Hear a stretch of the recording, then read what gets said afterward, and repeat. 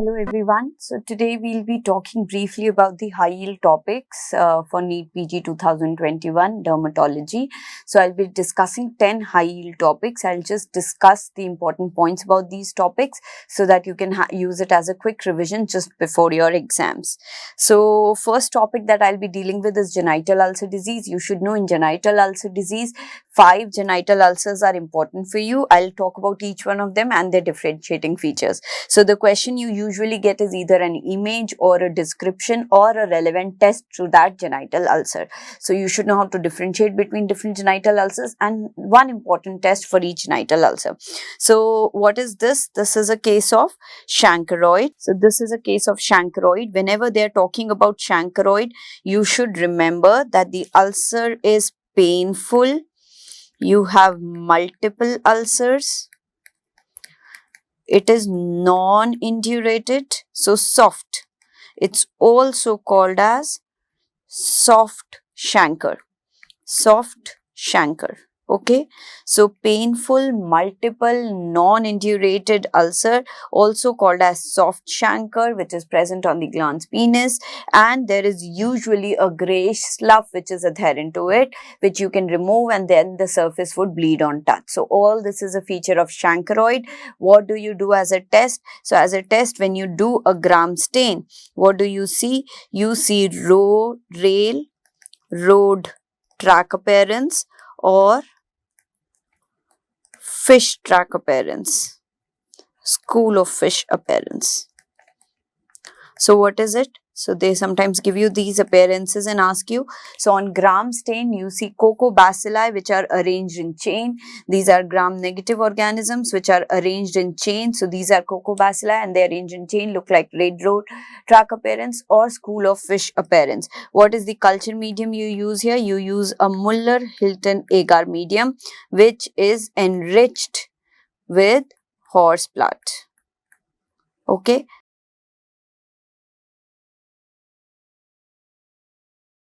So this is what is asked in chancroid. You should know the type of ulcer, you should know the smear, and you should know the culture medium, which is Muller-Hilton agar enriched with chocolate horse blood. This is also called as chocolate horse blood. So okay, so remember these points.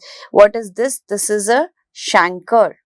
This is different than chancroid. This is also called as hard chancre. That was soft chancre. This is hard chancre. Why? Because it is indurated. This is indurated. It is single. It is painless. Single, painless, indurated ulcer is nothing but syphilis or chancre caused by syphilis. So now, sorry, in chancroid it is caused by Haemophilus ducreyi. Remember this, Haemophilus ducreyi. This is caused by Treponema pallidum, an indurated single painless ulcer. If you press it, it looks like a buttonhole. So buttonhole sign is positive.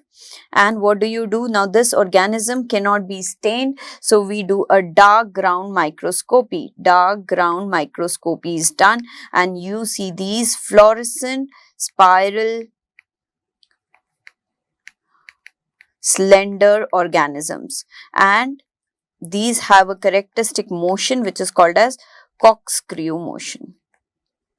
So Treponema pallidum causes chancre, hard chancre, painless, indurated single ulcer, and you do a dark ground microscopy where you see these fluorescent slender wavy organisms and they show a particular movement called as corkscrew motion.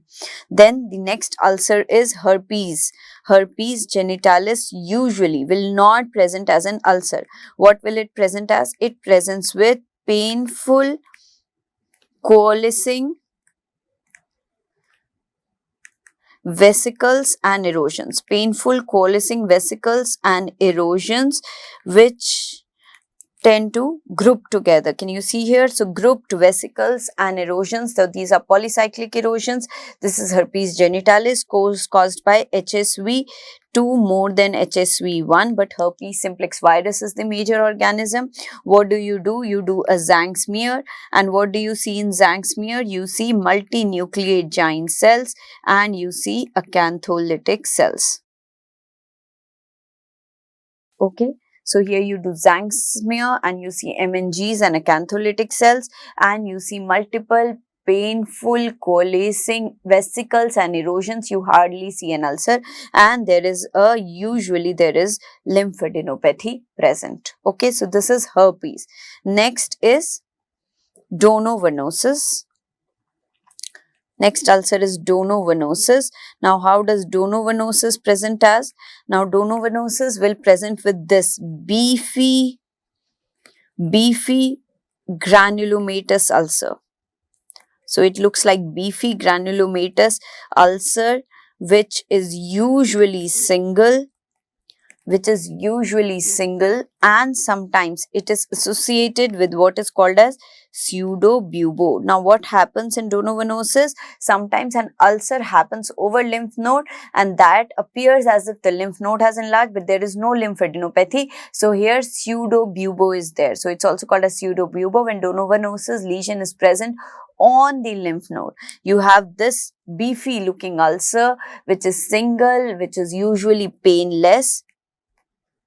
And when you do a GEMSA stain, you see a safety pin appearance because there is peripheral condensation of cytoplasm. So, you see this safety pin appearance. What is the causative organism here? It's Klebsiella granulomatous, and this donovenosis is also called as granuloma inguinale. So, sometimes they may not give you donovenosis, they may say granuloma inguinale. So, all these are important points helping you differentiate it from other ulcers.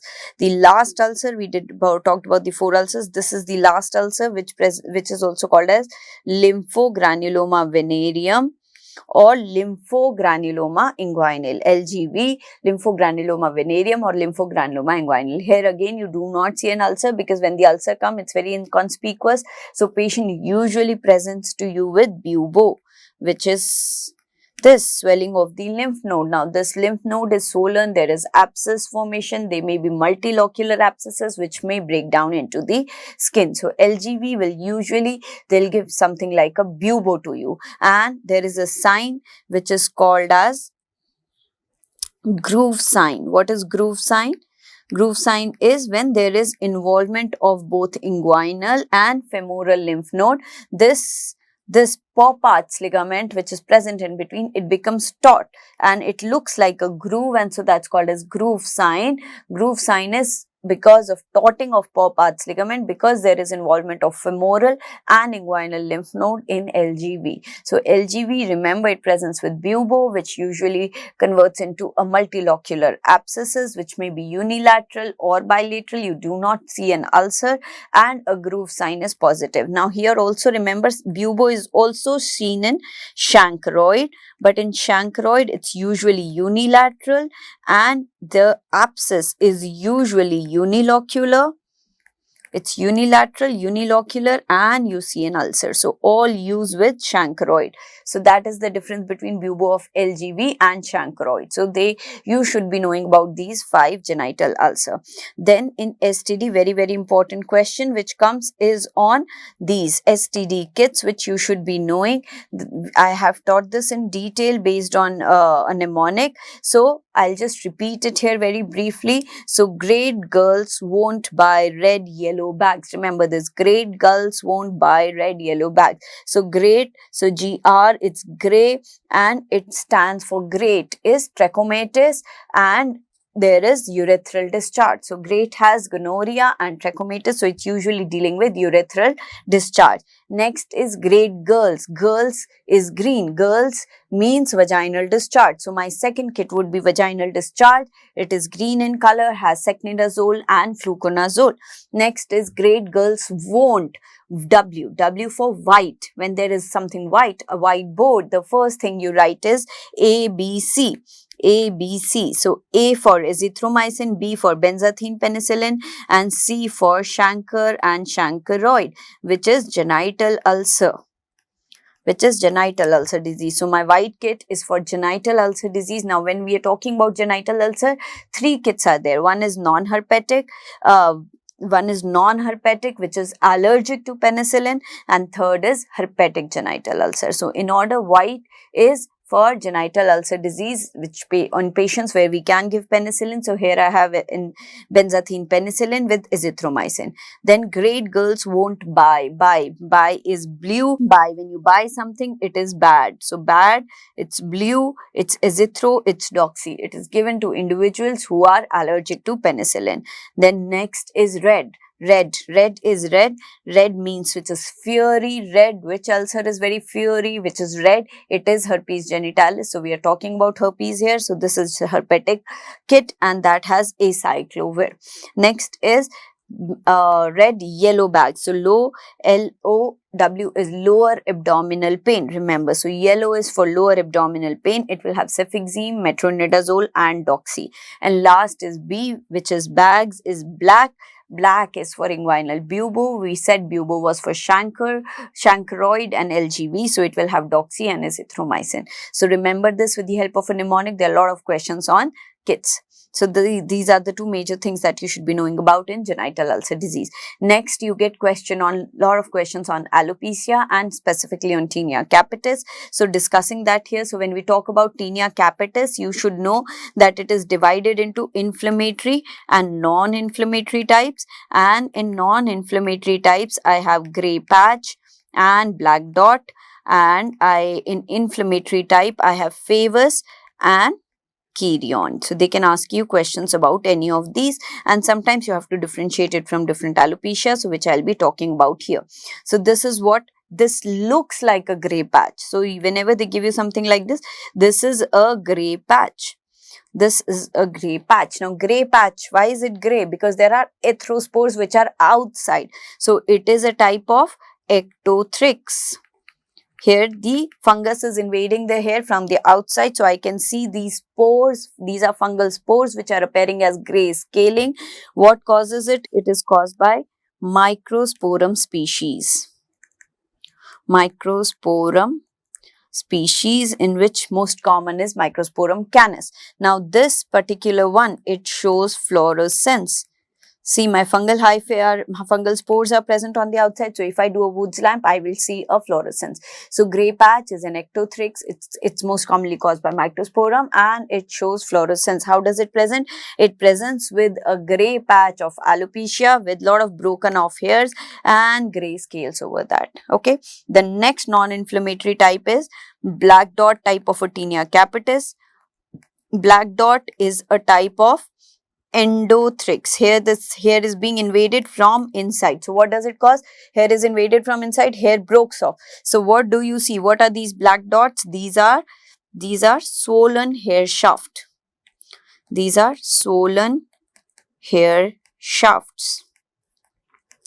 This particular type is caused by Trichophyton, and what are the common species? It is TVS. You see TV inside your house. So endothrix, blackthrix, Trichophyton tonsillense, Violatium and Sudoni. And this type does not fluoresce. So you may be given any of these hints. It presents just with a circular patch of alopecia which is showing black dots. Black dots is endothrix, swollen hair shaft caused by Trichophyton, does not show fluorescence. In the inflammatory type, I have Kirion, which is very commonly given. Now, important things about Kirion, it will present with boggy swelling. Whenever you see boggy swelling in dermatology, they would be talking about Kirion, nothing else present with boggy swelling. So, boggy swelling studded with pustules with broken off hair, this is Kirion. It is an inflammatory type of tinea capitis caused by Trichophyton mentagrophytes and verrucosum, big names. Trichophyton mentagrophytes and Trichophyton verrucosum. Now, it is a very inflammatory type of tinea capitis. So, if I try to do a KOH, it would be negative because of body's inflammation, the fungal hyphae are killed, fungus is killed. It is basically the inflammation which is manifested. So, KOH is negative, boggy swelling, and patient will have a positive lymphadenopathy. This can leave behind scarring, and this does not show fluorescence, no fluorescence seen. The next type here is favus. Favus presents with this cup-shaped crust which are called as scutula. Cup-shaped crusts which is called as scutula. cup-shaped crust are called as scutula. So these are cup-shaped crust. This is nothing but my keratinocytes and fungal debris. What causes it? It is caused by Trichophyton conleni. And this shows fluorescence. So two things which shows fluorescence, gray patch and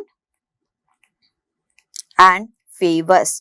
So remember all these important points. They are cup-shaped crust called as scutula, and this shows fluorescence and it is Th conleni. So all these things are important, help you differentiate between different types of tinea capitis. Now sometimes they give you tinea capitis as a DD to circular patches of alopecia. So I'll just briefly discuss different DDs that you're given with. So this is trichotillomania.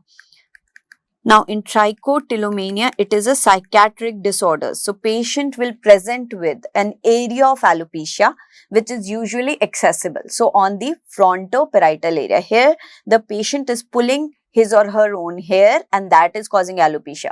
So it occurs on frontoparietal area and you see hair shaft of different length. When you're pulling, you will not be able to give equal force. So I have hairs which are of unequal length over an accessible site of my scalp, and there would be some history of a psychiatric disorder. Even if they don't give you that, they will say broken hair shaft of different lengths. Broken hair shaft of different lengths on frontotemporal area, it's trichotillomania. Then what is this? This is alopecia areata. It is an autoimmune condition which will present with circular patches of alopecia like in tinea capitis, but there would be no scaling. These will be smooth bald patches. So here I will have smooth bald patches. In tinea capitis, they will give you that there is some amount of scaling, there are some broken off hairs in the center. Here there will be exclamation mark hairs at the periphery. So they may give you broken hairs at the periphery which are nothing but exclamation mark hair. So alopecia areata, smooth bald patches, no scaling and few broken off hairs at the periphery which is exclamation mark hair. It is an autoimmune disorder causing non-cicatricial alopecia. Then you can be given something like this. What is this? This is androgenetic alopecia in females which presents with widening of central parting. And sometimes the widening is so severe that it presents with fir tree or Christmas tree pattern. This is called as Ludwig's pattern of hair fall. Ludwig's pattern, this is androgenetic alopecia in females. Androgenetic alopecia in females. Sometimes they give you this image, that's why I have put in here. This is footprint in snow appearance. Footprint in snow appearance. Now what is this? This is Pseudopodia of Brock. It is an idiopathic condition which leads to cicatricial alopecia. Pseudopodia of Brock, an idiopathic condition. We do not know what happened, just we get these patches of cicatricial alopecia which are there and they present like this, which the appearance is called as footprint in snow. So all these points are important about tinea capitis and different types of alopecia which are commonly asked. Moving on to the next topic, which is cutaneous tuberculosis, very briefly discussing all the important points here. So in cutaneous tuberculosis, you should basically be knowing about classification, that tuberculosis can come from exogenous source or it can come something from inside. So when it is coming from outside, depending on whether the patient is immune or non-immune. So if the patient is non-immune, it is called as tuberculosis chancre, also called as primary tuberculous focus. Or when the patient is already exposed and then getting the exogenous infection from outside, then it leads to TBVC or tuberculosis verrucosa cutis. Here the patient is already sensitized. So two main things in exogenous TB. When we come to endogenous source, that means there is some focus of TB inside and now it is manifesting in the skin. So it can come as a contiguous spread. There is underlying lymph node, there is some underlying bone involvement and it comes to the skin. That leads to Chromophiloderma. Or there can be auto-inoculation. There is a GI tuberculosis, a pulmonary tuberculosis, and through sputum or through the bronchial secretions, the tubercular bacilli comes out and causes orificial tuberculosis. So auto-inoculation is orificial tuberculosis. or it can spread hematogenously. In hematogenous spread, I have acute miliary, lupus vulgaris and TB gamma. Then there is a fourth category where we have a hypersensitivity reaction to tuberculosis, where it is called as tuberculitis. So I'll be discussing only the important ones which are commonly asked. So this is how a TBVC or tuberculosis verrucosa cutis would come in.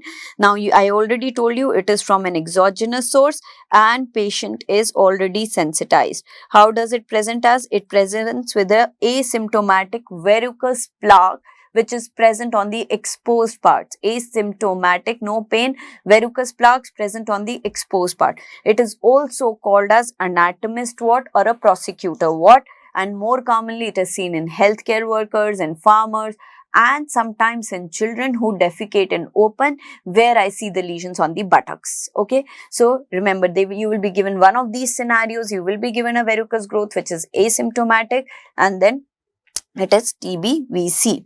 Then what is this? This is lupus vulgaris. So lupus vulgaris is a type of tuberculosis which can spread to hematogenous route, can come from exogenous route, and also can come through a contiguous spread. So it is one form of tuberculosis which is can spread through all route. This is the most common type of cutaneous tuberculosis in adults, and sometimes they also ask you the plaque form of tuberculosis is lupus vulgaris. So it is most common type in adults, and it is also called as plaque form of tuberculosis or plaque type of TB. Two important things in lupus vulgaris: you see this plaque which shows peripheral extension and central scarring.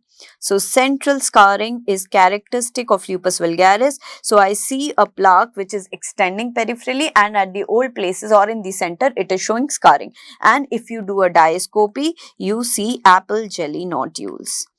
You see apple jelly nodules. So all these features are important for lupus vulgaris, and they will ask you this in the question. This, what is this? This is Scrofulloderma. In Scrofulloderma, I already told you it is something which spreads by contiguous spread. So they will give you a history of underlying lymph node, a lacrimal gland, a bone, or some focus of tuberculosis which is sitting beneath the skin. It breaks down in the skin and leads to this, draining abscesses, draining sinuses, and in the image they will give you a enlarged lymph node or something which is suggestive of an underlying focus. So underlying lymph node which breaks down, so it presents with sinuses, it presents with abscesses, and there is an underlying focus. This is the most common form of TB that I see in children.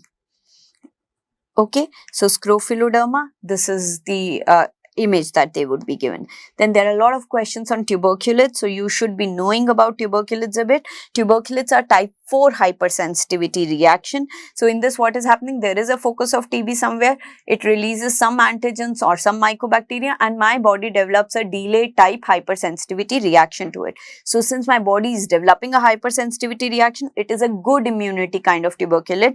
So what is the criteria? That there is a primary focus which is present elsewhere. If I do a Montus test, it is positive because my immunity is good. If I do a histology, I see a tuberculoid histology. But if I do a culture, it would be negative because it is not directly because of Mycobacterium tuberculosis, but a hypersensitivity reaction. But if I give the patient ATT along with the focus, this also improves. So remember this criteria. Sometimes they give you this criteria, but they give you either a negative Montus or a positive culture. So you should be knowing this concept. Then 3 main tuberculitis that you should be knowing about. Lichen scrofullosorum, how does it present with? It presents with this grouped perifollicular lesions on the trunk. So we have this grouped perifollicular lesions on the trunk which are very, very micropapular in region, small papules present in perifollicular distribution on the trunk, and they heal without scarring. And when I do a histopathology, I see superficial perifollicular granulomas. So they sometimes mention about histopathology. So superficial perifollicular or periappendigeal granulomas are seen, which are tuberculoid in histology. Whereas papillonecrotic tuberculosis is usually in the extremities. It will present with necrotic papules, and they heal with scarring. And When you do a histopathology, you see an obliterative vasculitis. That is why there is necrosis. So, obliterative vasculitis is a feature of papillonecrotic tuberculosis present on extremities as necrotic papules. The third type of tuberculate is erythema induratum of Basin. How does it present? It presents on the posterior calves of middle-aged women, and there is scarring, and when you do a histopathology, there is vasculitis as well as paniculitis. So, you have these tender subcutaneous nodules which are present on posterior calves of female, tender subcutaneous nodules. Sometimes you have to differentiate it with erythema nodosum, which is again tender, but there is no surface change. So, I do not see any scarring, I do not see any ulcers. So, tender, no surface change, and there is no vasculitis on histopathology. I just see a septal paniculitis, and it is present on anterior aspect of legs, not on posterior aspect. Okay, so sometimes they ask you in the question an image or a description, and you have to differentiate it from erythema nodosum. So, this is all what you should be knowing in brief about tuberculosis. Moving on to the next topic, which is leprosy, just the important points. Then leprosy, they ask you about the indices. So, two indices that you should be knowing about. One is bacteriological index, which is the density of bacilli that I see per high power field. Now, bacteriological index is looking at both living bacilli as well as dead bacilli. So, it does not help me monitor treatment, because even if I treat, dead bacilli will be there in my tissue, and that will come in bacteriological index. So, it helps me grading, it helps me tell that what is my severity of TB, but does not help me monitor treatment. It is density of both living and dead bacilli. Where this is what is BI. Now, I do BI, I do the scaling for BI. In this, remember this 3 plus is 1 to 10 bacilli per field. 1 to 10 bacilli per field is 3 plus. Now, if I go towards the lower grading, there will be 1 to 10 bacilli in 10 fields or 1 to 10 bacilli in 100 fields. Whereas higher grading will have 1 to 10. So, here 10 to 100 bacilli per field, 100 to 1000 per field, and more than 1000 bacilli per field plus globi. So, in any case you see globi, it is 6 plus. So, this is bacteriological index, and average I take. Then what is morphological index? It is percentage of solid staining bacilli, which is calculated after examining 200 red singly lying elements. So, I try to find here the number of living bacilli, because I am seeing solid stained bacilli. So, these are living bacilli. It helps me monitor treatment. It helps me tell about resistance, but this is not something which I do very commonly. More commonly, I do BI. Then they give you an image or a clinical description and ask you about the spectrum of leprosy. So, broadly, remember that tuberculoid pole will have less number of lesions, lepromatous pole will have large number of lesions. In tuberculoid pole, the nerve destruction is more rapid because it is because of body's own immune system. So, near to the patch, I will have single nerve involvement, I can have abscess. In lepromatous pole, it is a slow damage that is caused by bacilli to the nerves. So, here my nerve involvement is more symmetrical, I have more glove and stocking anesthesia, and in tuberculoid pole, I see more autonomic involvement. So, there is a dry scaly lesion, whereas here I see shiny lesions more commonly in lepromatous pole. So, this is broadly how you decide whether it is tuberculoid pole and lepromatous pole: number of lesions, size of lesions, and the nerve involvement. So, coming to the different types of leprosy, just their important points. So, indeterminate leprosy is the most common form that I see in India. It is endemic in few states, and I see it on exposed limbs or buttocks. What is this actually? Here, the lepra bacilli has come into my body, and my body is still not able to decide whether I should go towards lepromatous or tuberculoid pole. Now, remember, indeterminate leprosy shows healing in 70% of the cases. It's only 30% from here that will progress to one of the poles. So, how does an indeterminate Hansen present as? It presents usually with a single lesion which shows no infiltration. Once I have infiltration, it is determinate form. There is no loss of sensation. We have ill-defined borders, and if I try to find, there are no AFP. If I do a histopathology, I see a perineural periappendageal infiltrate. Now, very commonly it is confused with pityriasis alba, which is usually there in the option. So remember, pityriasis alba would be usually multiple, there would be scaling, and if I do histopathology, I would see spongiosis. Whereas indeterminate Hansen would be given, you will be given a history of an patient coming from an endemic area with a single lesion, with an ill-defined border, no loss of sensation, nothing. That is indeterminate Hansen. Then TT leprosy can present at any site. It's usually a single lesion, but I can have a maximum of up to 5 lesions. It's usually less than 10 centimeter, and it presents with this, a well-defined lesion which shows clear demarcation between the normal skin and the affected skin. So this is called as saucer right way up. Saucer right way up is a feature of TT Hansen. And another important thing, I will have 100% loss of sensation here, and I will have very scaly dry skin because my nerve involvement here is 100%. So 100% loss of sensation, scaly dry skin, very well defined margins, called as saucer right way up, and there can be a nerve 2 patch. So any of this can be given. This is suggestive of TT Hansen. In BT Hansen, important points, it is the most common type of determinate Hansen. Usually I'll have up to 10 to 20 lesions, and they will have a size of 10 to 20 centimeter. Two important things that I'll have here is pseudopodia. Pseudopodia is a feature of BT Hansen, and satellite lesions. And the hypoesthesia, though present, will not be 100%. So this is how a BT Hansen would present as. BL would usually present with numerous lesions. There will be numerous lesions which will be ill-defined, which will not be totally symmetrical, because symmetrical will happen in lepromatous pole.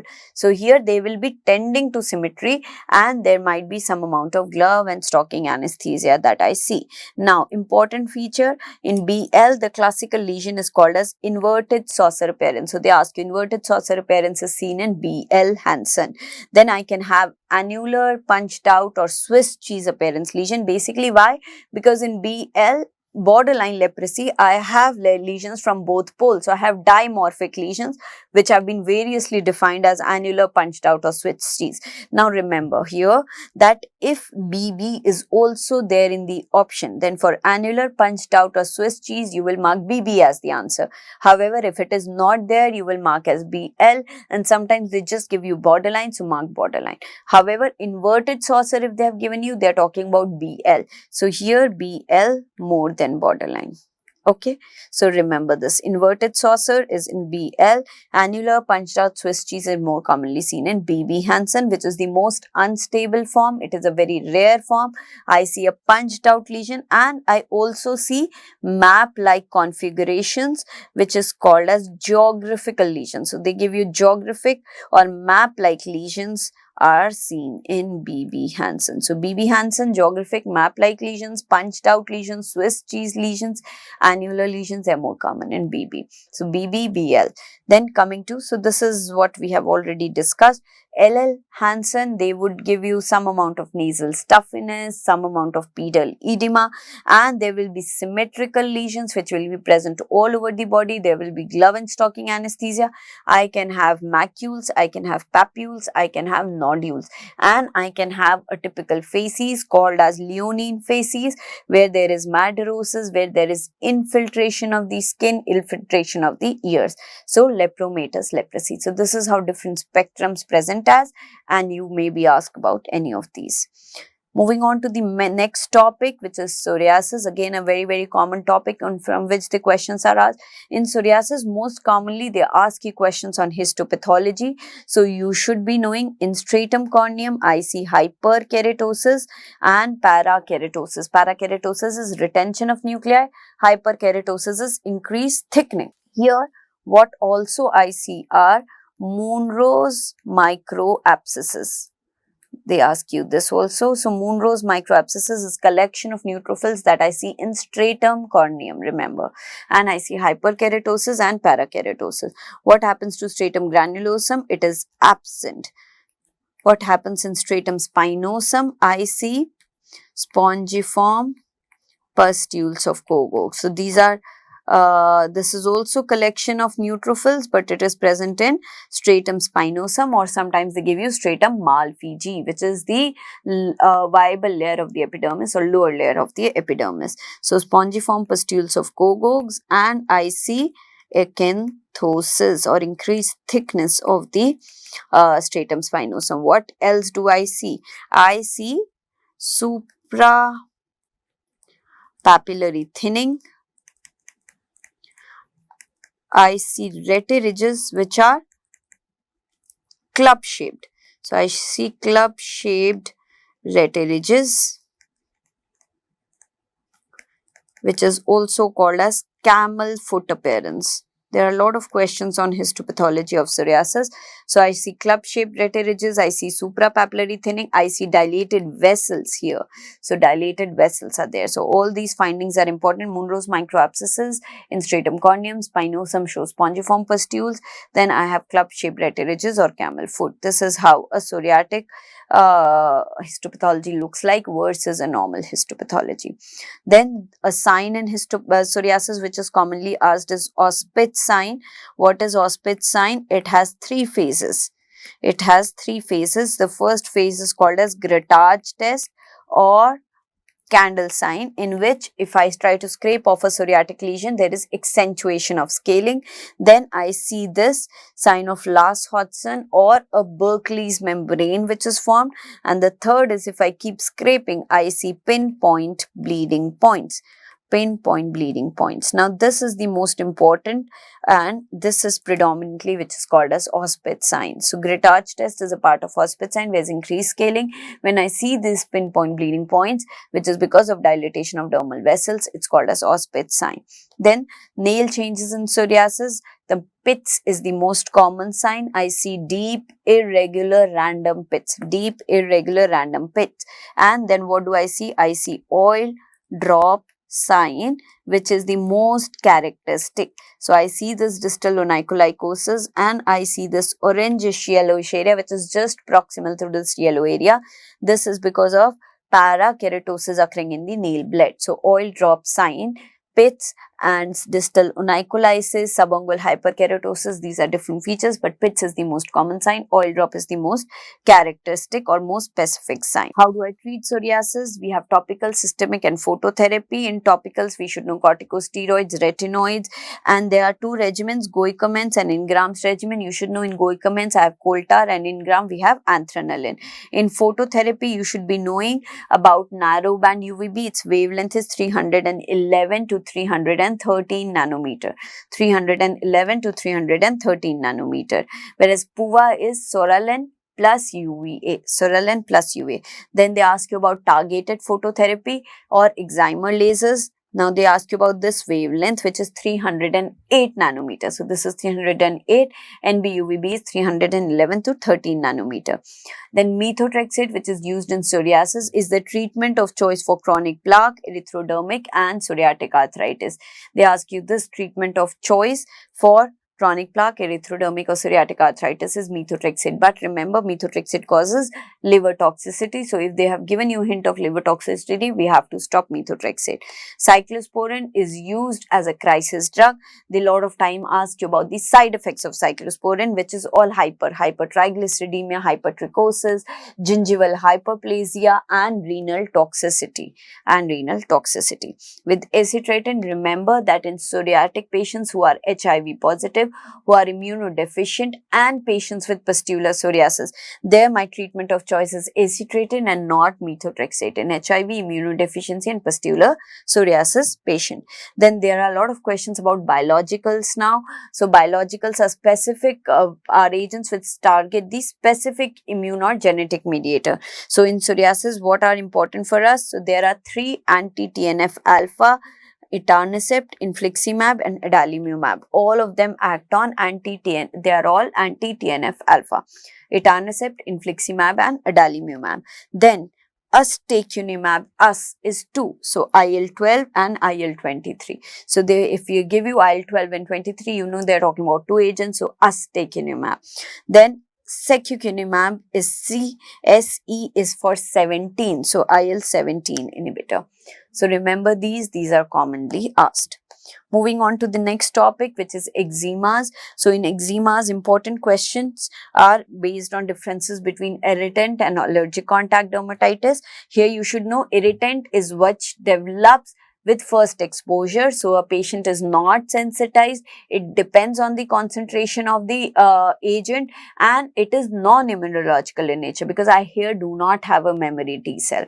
Whereas allergic contact dermatitis will occur in individuals who are sensitized, who have some amount of memory T cells.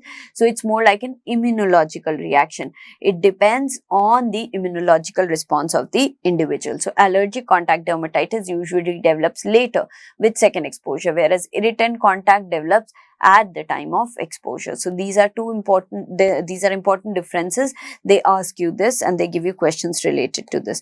Then there are a lot of questions based on patch test in eczema. In patch test, the principle is that you are kind of you're exposing the patient, you're trying to simulate allergic contact dermatitis. So a patient who's sensitized, if you put these allergens or bring these individuals in contact with these allergens, they will mount a inflammatory response. And what type of hypersensitivity they will develop? They will develop a type 4 hypersensitivity. You do it in individuals to find out the allergens. What is the site where it is performed? So you are asked all this. It's a type 4 hypersensitivity. You perform it on the back.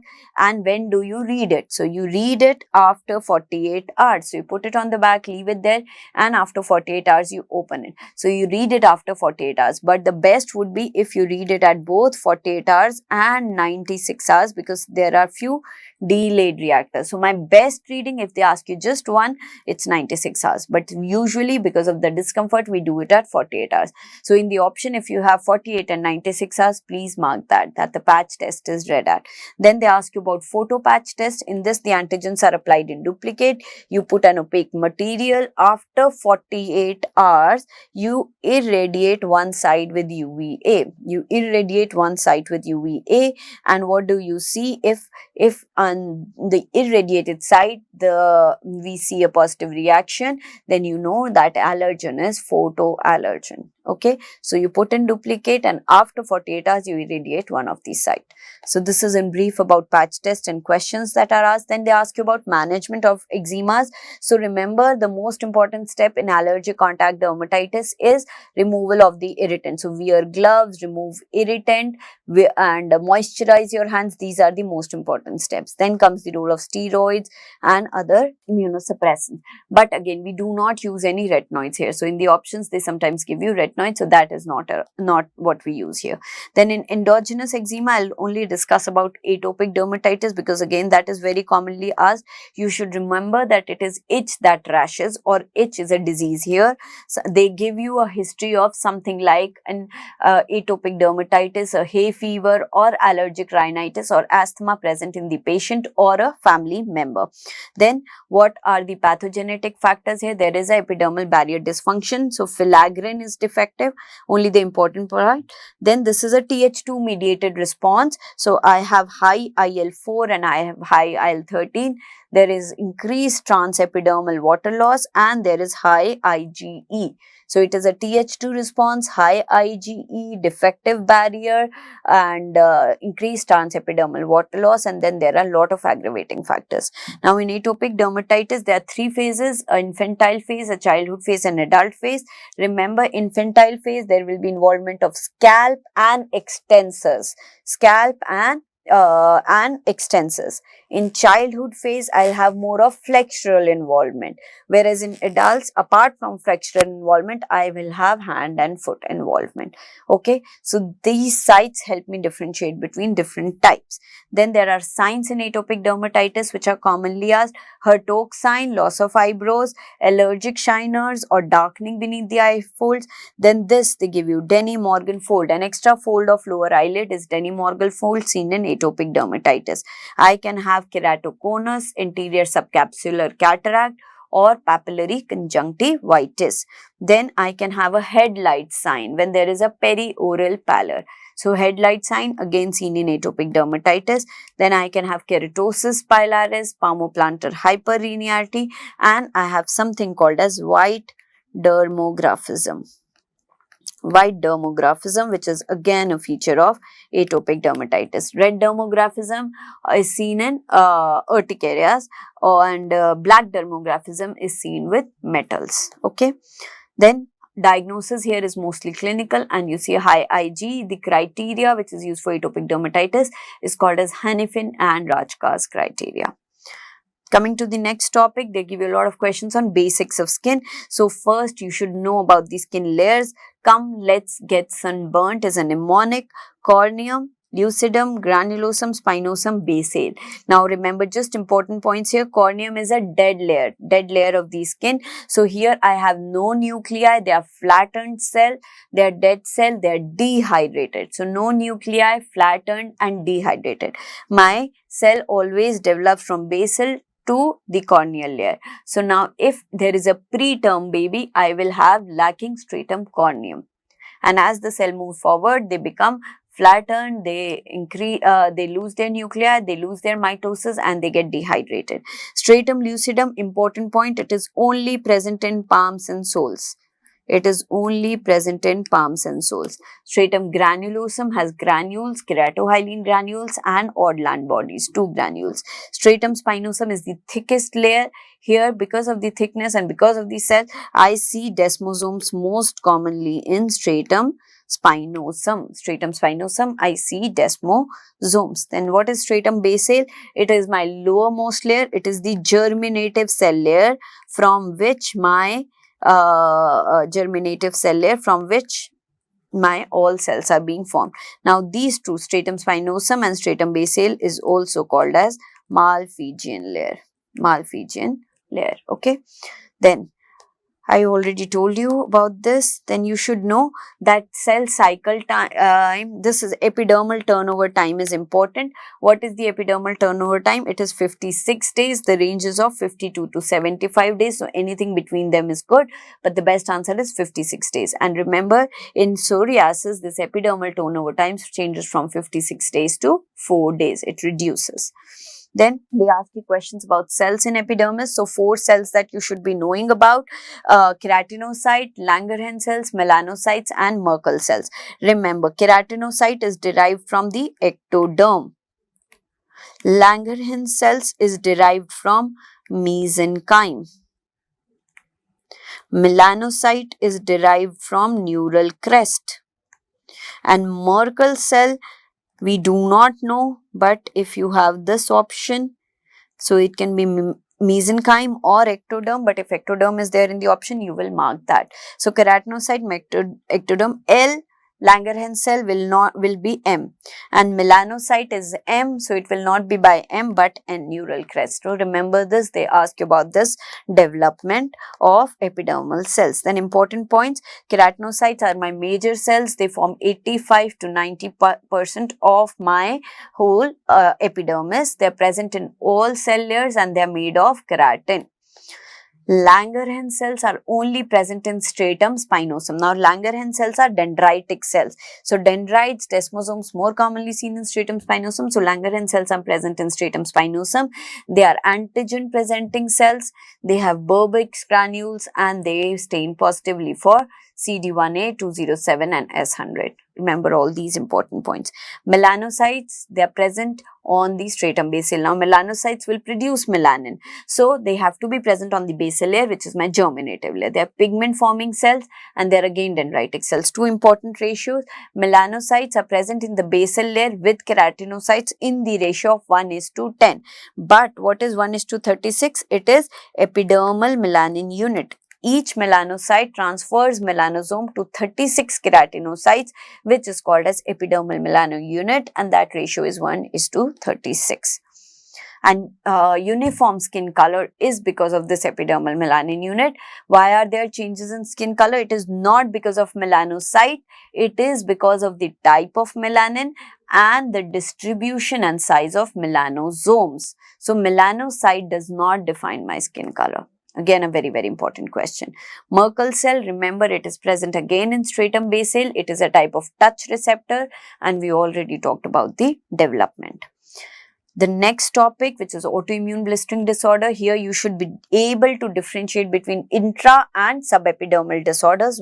So what are intraepidermal disorders? They are called as pemphigus. And what are subepidermal disorders? They are called as pemphigoid, and dermatitis herpetiformis is also subepidermal. Remember, intraepidermal will have flaccid bullar blisters. Here the blisters will be tense, not with DH but with pemphigoid. We'll talk DH separately. So pemphigoid will have tense blisters, pemphigus will have flaccid blisters, and here Nikolsky sign would be positive, and here Nikolsky will be negative. So these two features mainly in the question helps me differentiate whether we are talking about intraepidermal or subepidermal disorders. Then they sometimes ask you about the antigen. So you should be knowing that Desmoglin 1 is pemphigus foliaceus. Foliaceus is first, to Desmoglin 1. Pemphigus vulgaris is 3, but also Desmoglin 1. So vulgaris is both 1 and 3. Then there is IgA pemphigus, which is desmocolin, and there is paraneoplastic pemphigus, which has all kinds of plakin, enviplakin, periplakin, desmoplakin. Okay. Then you would be knowing about Desmoglin compensation theory, that what this is used for pemphigus. So if I have PF, which is Desmoglin 1. So here, how do you differentiate between PF and PV? Here I do not have oral lesions, and my blisters are very superficial.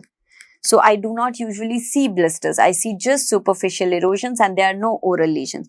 Whereas PV will always have oral lesions. So in pemphigus group, they ask you to differentiate PV and PF. So PV will always have oral lesions, and here you see blisters which have a tendency to spread. So this helps me differentiate between PV and PF. So intra and subepidermal, and then PV and PF. Then you should know what happens in pemphigus. What happens is called as acantholysis or separation of keratinocytes, and that is what we see in histopathology.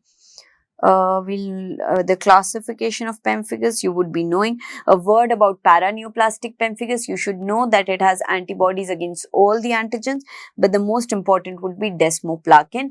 And in paraneoplastic pemphigus, there is usually an underlying malignancy which is of hematological origin, the most common being non-Hodgkin's lymphoma.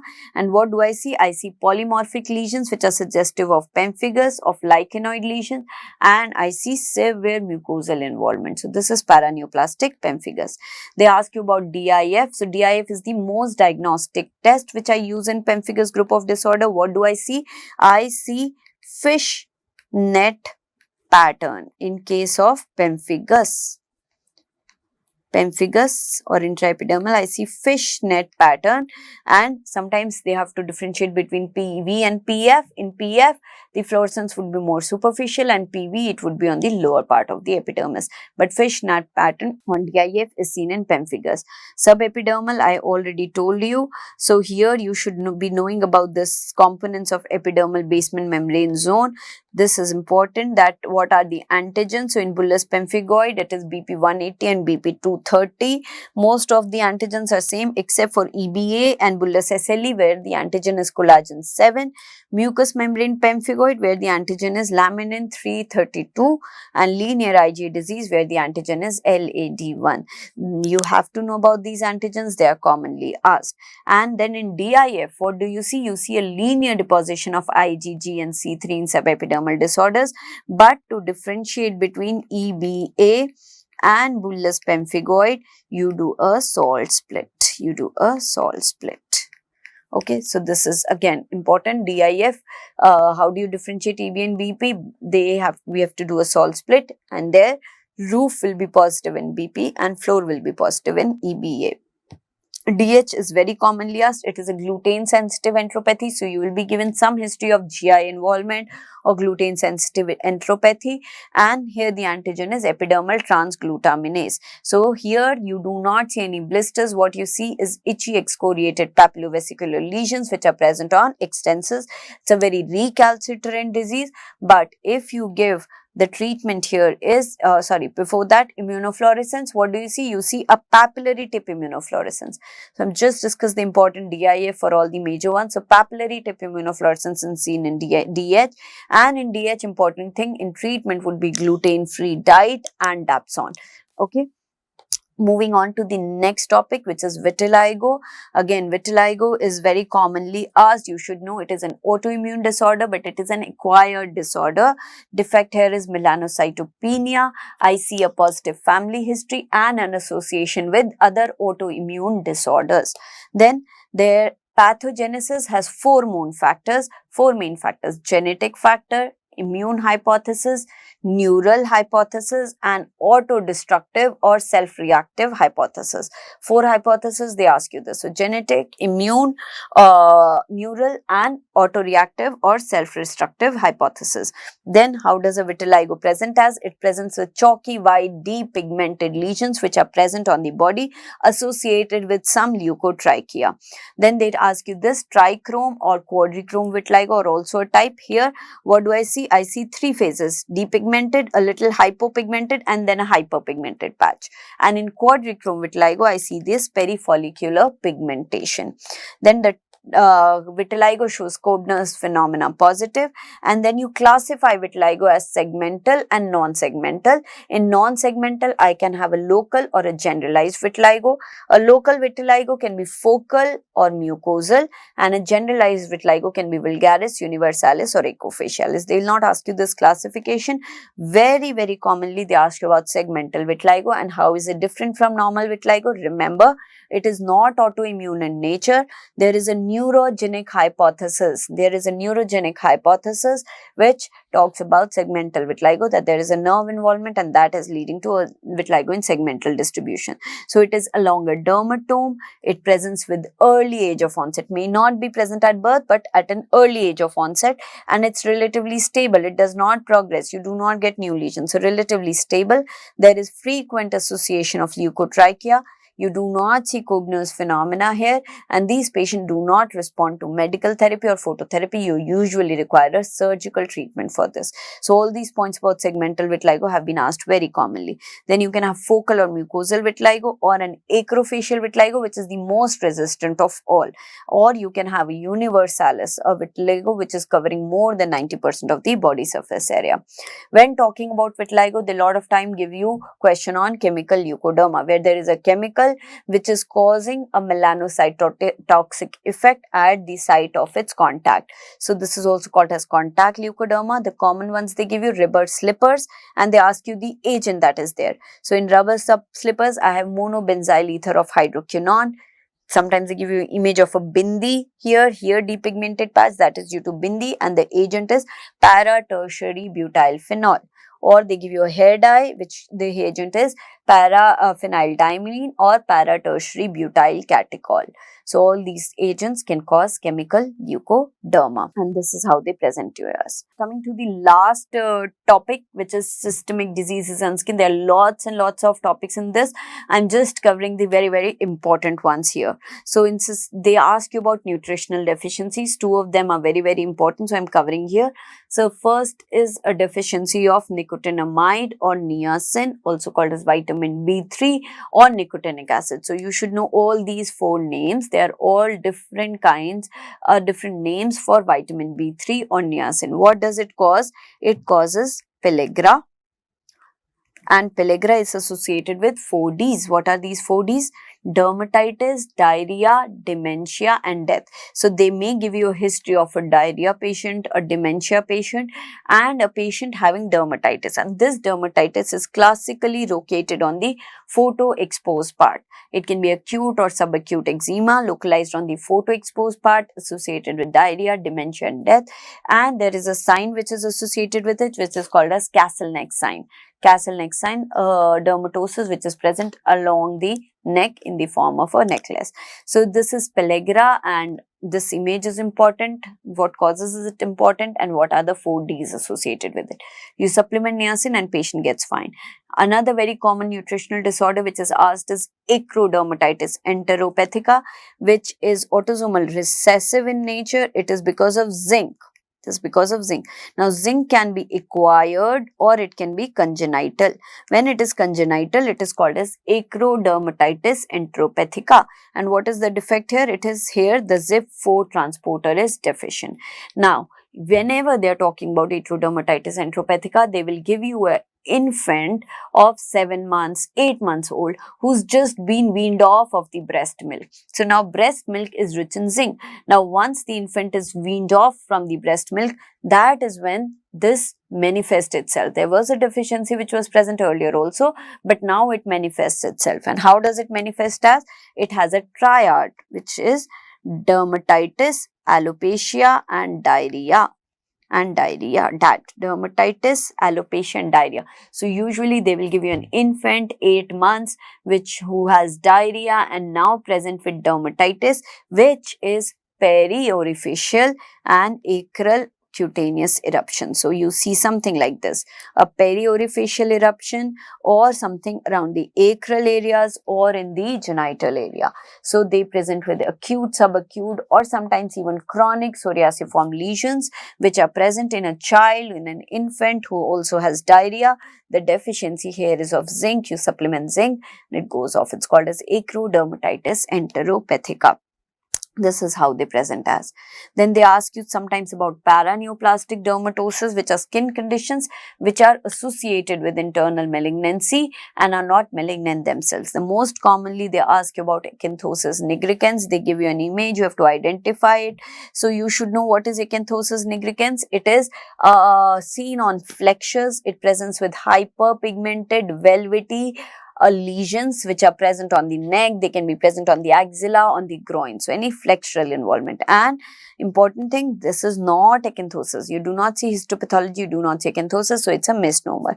Sometimes they give you an image like this and they ask you what are these. So these are skin tags which may be present on acanthosis nigricans. Skin tags also called as acrocordones. Important things here, you should know that skin tags are associated with it and what are the associations of acanthosis nigricans. So acanthosis nigricans is associated with diabetes, it is associated with obesity, metabolic syndrome, insulin resistance and also with OCPs. So all of this you should be knowing. What is the pathogenesis? There is increased IGF-1. There are two types of acanthosis, benign and malignant.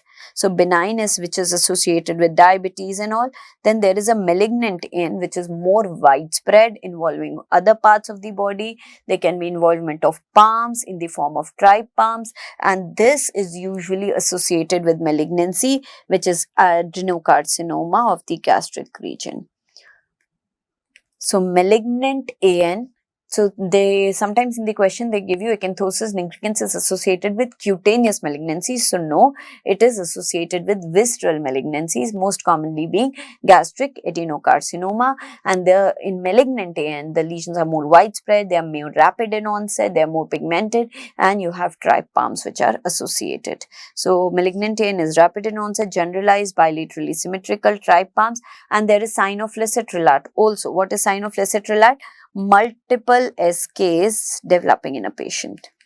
If there are multiple SKs developing in a patient, that is also a paraneoplastic syndrome, and that is also called as sign of Lesetrelat.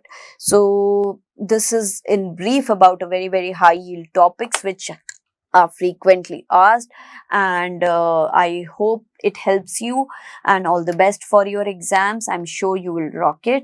You're free to post in your queries and I'll try to answer them. Thank you.